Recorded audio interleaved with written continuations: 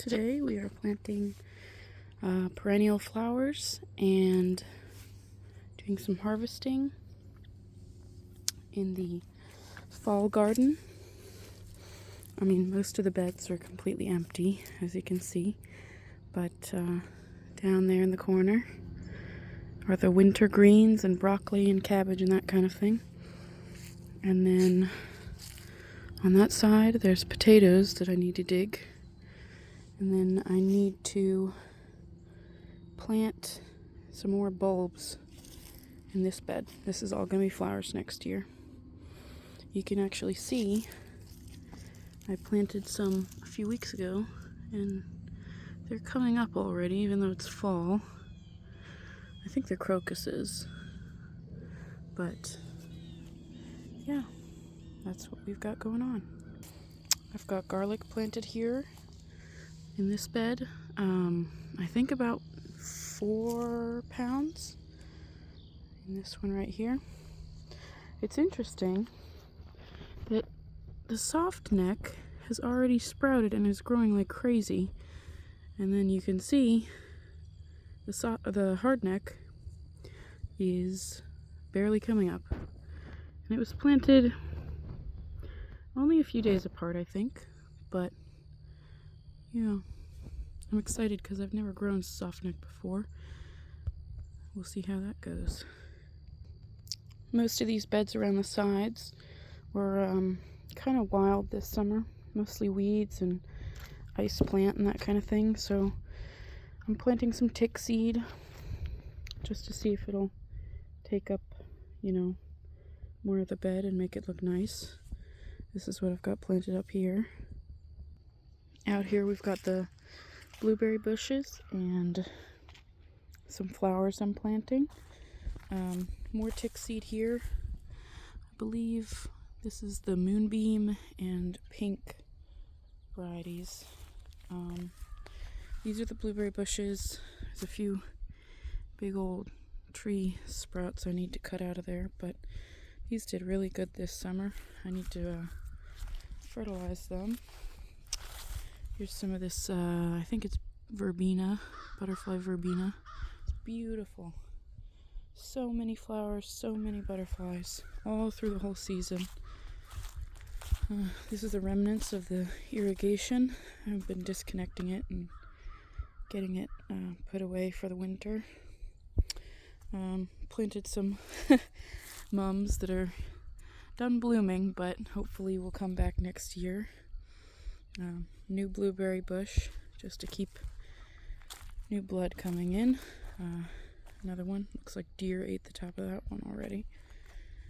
More blueberry bushes, and then more mums. Put some nepeta right there, another one over there. We'll see how that looks. I love nepeta because it comes in so huge and full of flowers and just never stops growing the whole summer. But and it smells lovely too, of course. So this is something toothache plant, I think. I think it was just a weed, but it looked nice, so I left it. This is thyme. It's been coming up a lot. Just stays where it goes and you can never get rid of it. This is where I had the potatoes, but you can see I have been, well, that's disgusting. These are all squishy now, but when I first dug them up, little mice or voles got to them. So I've realized that the old owners of this house built these beds for a reason, because at the bottom they put hardware cloth so that the little moles couldn't get in and get the potatoes. So next year that's where the potatoes will be going. I only got about, half the potatoes were good. You can see all of the ruined ones. I just left them there because, what's the point? But I still have a few potatoes to dig up. Planted sweet potatoes, but, groundhogs got in here this summer and just destroyed everything. So they did not really grow anything at all. We had beans here. There's nothing left with those. tomatoes, basil, all dried up. But the star of the show is the greens. In winter, it is the perfect time to grow greens and broccoli because there are no bugs and you don't have to worry about them going to seed from the heat. They do grow a little slower, but if you time it right, you don't have to worry about it at all. So this is bok choy, different types of kale. They're not really getting that big, but they should continue to grow. There's some peas. Peas, probably better in the spring because there's no pollinators right now. So I have not gotten any peas off of them, but I have gotten pea greens, they taste the same, so you know. Some mini bok choy over there. Not much of those left. Mustard. More peas growing up the fence, but no pea pods, just greens. Radicchio, whatever it's called. That is arugula in the middle. Some old radishes that, you know, only the goats eat them now. Well, Big Mama eats them, nobody else. She's got a more relaxed palate than most of the other ladies. Carrots. We'll see how those turn out. I kind of just threw them in the ground. And then over here we have broccoli. Look at that. Perfect. Coming in. I will say in spring you'll probably get bigger heads. But this is so easy. Like, you do not even have to worry about growing this stuff at this time of year. You don't have to do anything. I planted it in mid-September, I think, or late August. And I did have to spray some BT on it because I was getting cabbage worms in the beginning of the season. But after, a few applications of that, there's not been any issues. I kind of wish I planted it a little earlier because the heads, they're getting nice and big, but they're not going to be spring big. So, but I mean, you get a fall crop, so it's worth it. But these will be harvested in the next few weeks. Probably taking this guy this week, actually, and him. But it's the easiest way to grow broccoli. You don't have to worry about the heat. Tatsoi never got that big. I don't know. It's kind of annoying because half the leaves are eaten down to, not that good. This is some arugula that just kept coming back, so I left it, and we've been getting from that, and that's been nice. This is spinach. Yeah, I tried 3 different packs of seeds, all spinach, all different varieties, and they've never gotten bigger than this. And they're not doing anything, so I don't even know, if it's worth it. Maybe it's just the time of year. But there's a broccoli that never grew. Let's see. Back here we have some nice purple cabbage. They're doing great. They're heading up. I'm excited about that. We'll see. It is getting colder. We're at a week from Thanksgiving, so. But they look great. They're not suffering in the least from all the frost we've been getting, so I'm confident that they will get to where they need to be. Then, onions. I've had the worst germination with onions this year. I weeded all this out like a month ago, but they aren't even coming up or growing, so I'm just like, whatever. I planted like 5 different packs of onion seeds, and they did not come up. The green onions came up. I planted way too many of them, so they're not going to get much bigger than that, I don't think. I could thin them out, though. And then I just planted these Egyptian walking onions to see how they'd do. So, onions, I don't know. Not direct sow, at least. That's what I say. But that's what we're doing in the garden. These flower beds out here were a lot of weeds, you know.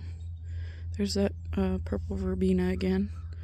That stuff's great, but a lot of grass and weeds, and I want to plant perennials so that it'll take over and keep that stuff out of there.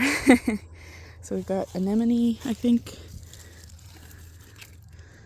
Yeah, that type of anemone.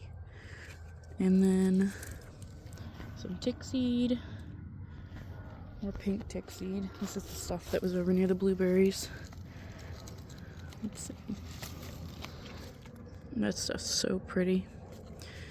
But, yeah. Around the side here, we've got this giant sage bush. Sage, sage, sage everywhere. Smells good. Sage is one of those herbs that you barely use, but it gets huge, so. But it's nice. And then this is mint. Yeah, some kind of mint. Smells almost like spearmint, maybe. But, and then this was all, there's a bunch of irises in there. You can kind of see them. I just weed whacked all this, but they're coming up a little bit. Hopefully they bloom really nice. Like, look at all that. All those. Yeah, I wanted to plant more irises, but bulbs are so expensive. So we'll see how that goes. And the farm I like is sold out. Oh, great. Of course. Yeah, I had this out here last night. She just put it where I was going to plant it and something ate it. But I'm going to plant some leadwort. And then this is the purple flower that covers the blueberry, or not the, yeah, the blueberry area with bees and stuff. It's so, I've never seen more pollinators on it. So, and it smells really nice. It'll take over wherever you put it though. Slowly, but it'll take over. Yeah. Putting some of that here. More pink tick seed. Then more of that butterfly bush. Different type of leadwort or a plumbago or something. Yeah. More leadwort. That's, and then more pink tick seed. And then up in the corner, we've got some interesting, oh, of course, tick seed. Yeah, interesting tick seed. I thought these were really pretty when I saw them there. So, 2 of those to decorate this little corner here. You know, I did a bunch of, not violets, petunias down by the house, and I love, let's see what it's called, wood aster. Yeah, I put a nice wood aster bush down there. That's gonna be great. I love that stuff.